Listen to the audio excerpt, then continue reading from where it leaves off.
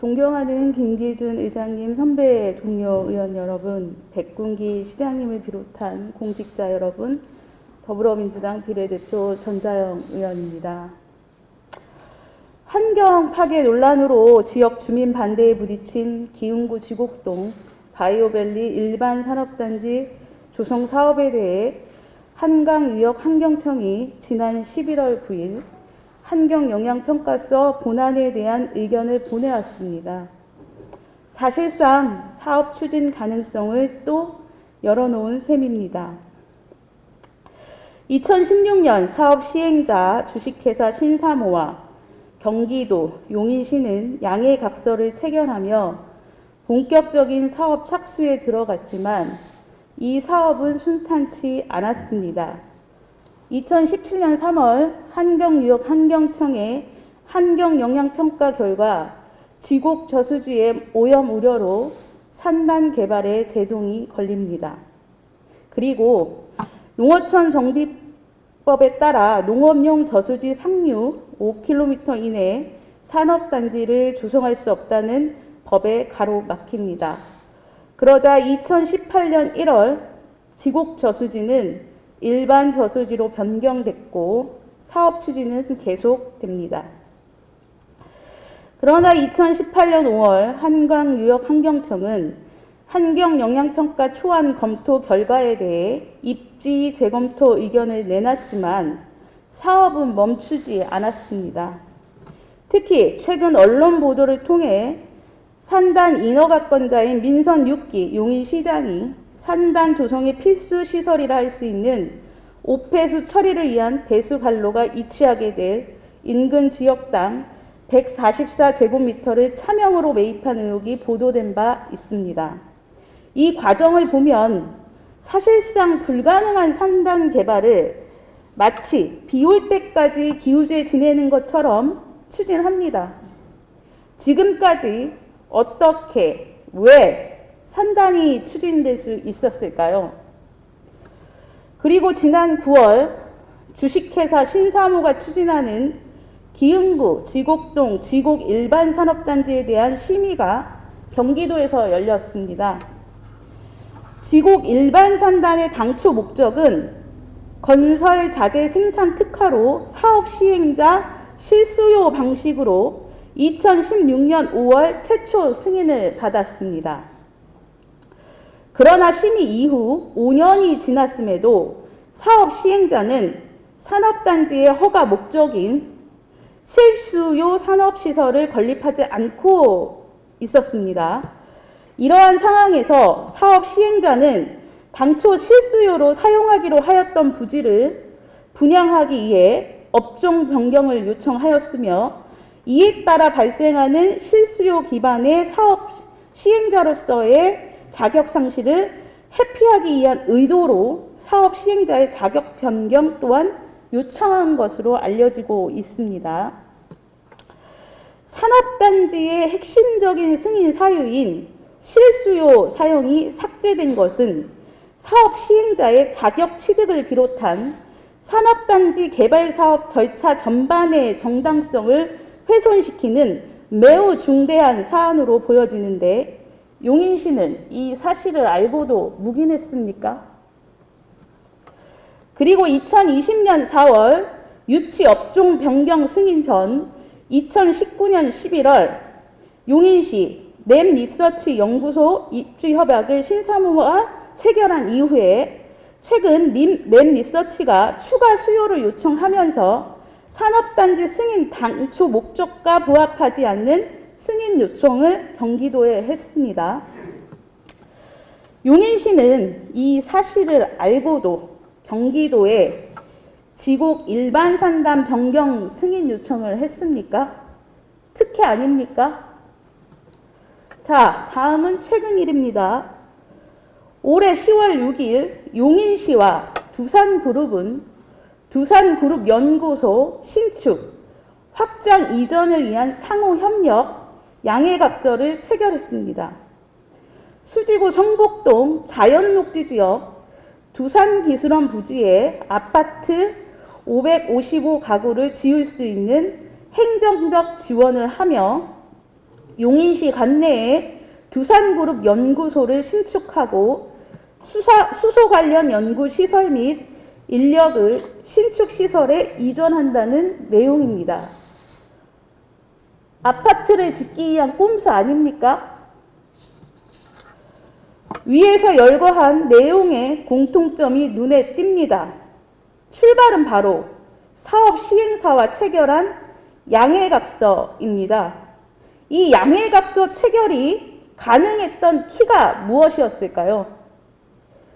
본 의원이 언급한 산업단지의 당초 도시계획 시설 용도를 확인한 뒤 그 일대 토지 거래 흐름을 파악해 본 적 있습니까?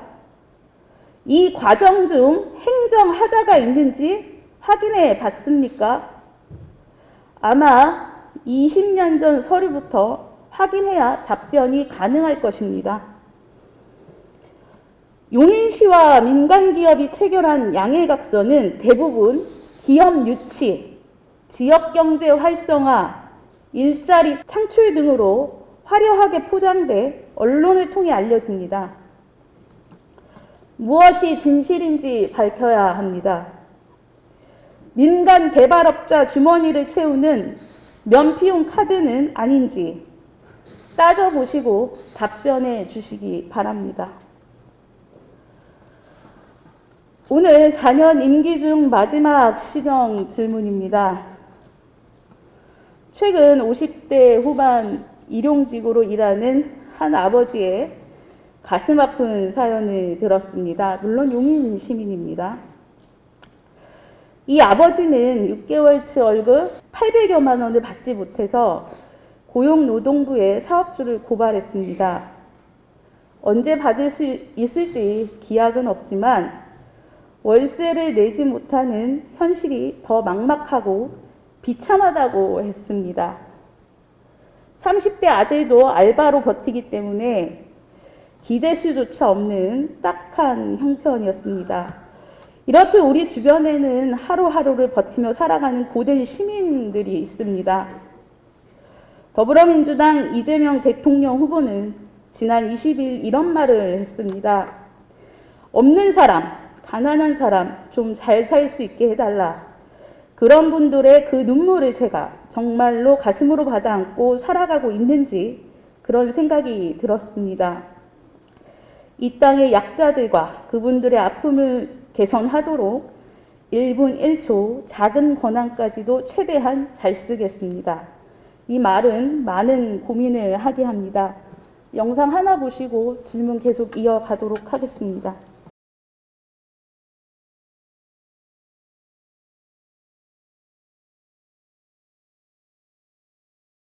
이 영상은 드라마 나의 아저씨 한 장면입니다.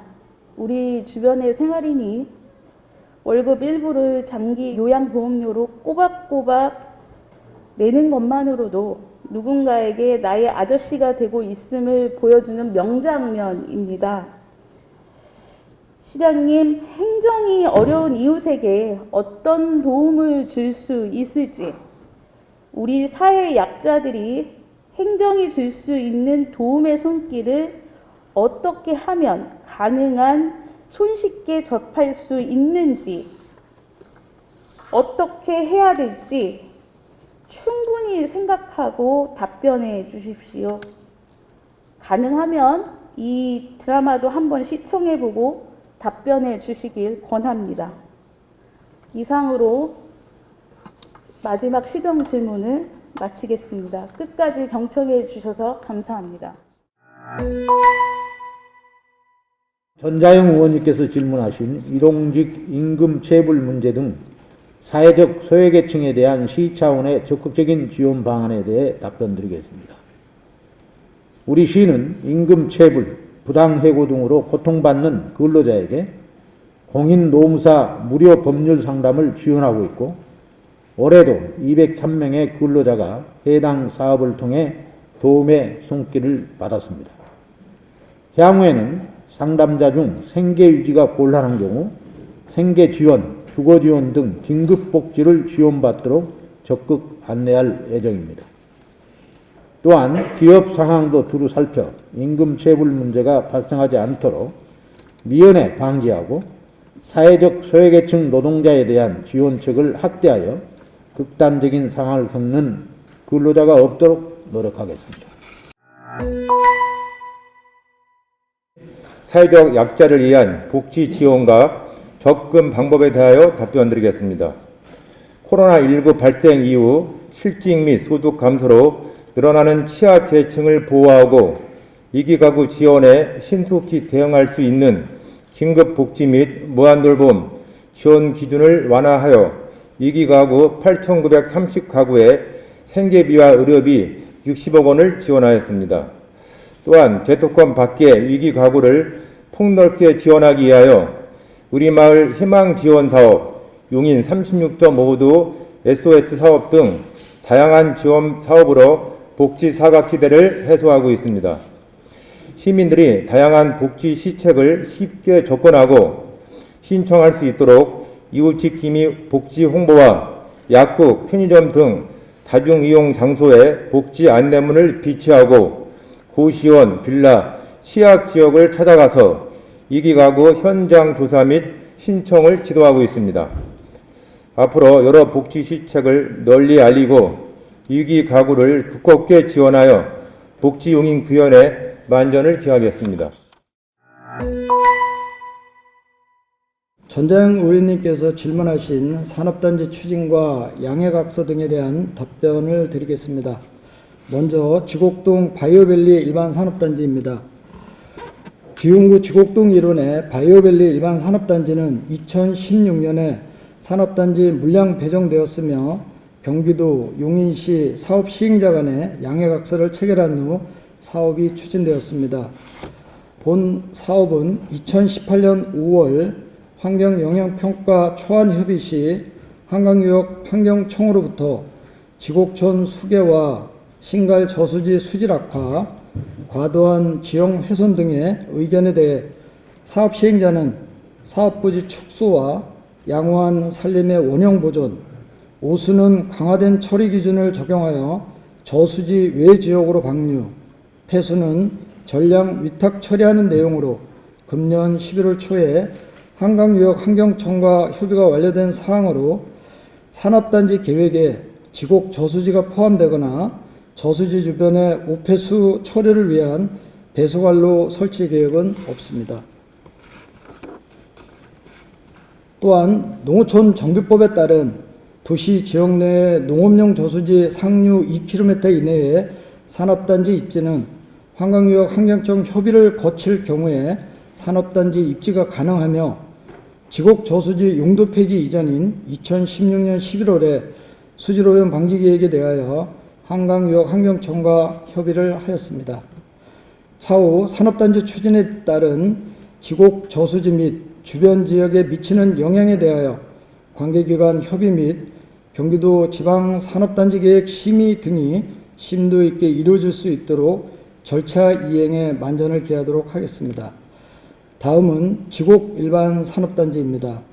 지곡 일반 산업단지는 산업통상자원부, 경기도 등 중앙 및 지방정부 차원에서 국내 반도체 산업 경쟁력 강화를 위해 세계 3대 반도체 장비 제조업체인 램 리서치를 유치하게 되었고, 이를 위하여 2019년 9월에 경기도와 램 리서치 간에 투자 양해각서를 체결하였습니다. 이후 램 리서치의 추가 부지 수요 요청 등 반도체 업종 입주 수요 증가로 사업 시행자의 실사용 부지가 줄어들고, 이에 따라 사업 시행자 요건과 업종 변경이 신청되어 지난 9월 경기도 산업단지 계획심의위원회에서 의결된 사항입니다. 참고로 사업 시행자 지정 요건은 사업 시행자의 산업시설용지 30% 이상 적용 직접 사용 외에도 산업입지법 제16조에 의거 시설용지 직접 개발, 시공능력 확보 등의 요건을 충족할 경우 사업 시행자 지정을 받을 수 있습니다. 다음은 두산기술원 부지입니다. 두산그룹과 연구소 신축을 위한 양해각서 체결 적정성에 대해 답변드리겠습니다. 수지구 성복동 두산기술원 부지는 2016년, 2020년, 2035년 용인도시기본계획상 주거용 시가와 임용지로 결정되어 공동주택 개발이 가능한 사항이며 공동주택 개발 사업에 따라 두산기술원을 이전할 경우 두산그룹 연구소 및 분산된 수소 관련 연구시설을 용인시 관내에 이전 유치하기 위해 상호 협력 양해각서를 체결한 사항입니다. 위와 같이 산업단지와 연구소 유치를 위해 체결된 양해각서는 행정적 절차나 법령에 위배됨이 없이 원활히 진행된 사항입니다. 추후 용인시에 도움이 되도록 사업관리에 만전을 기하겠습니다.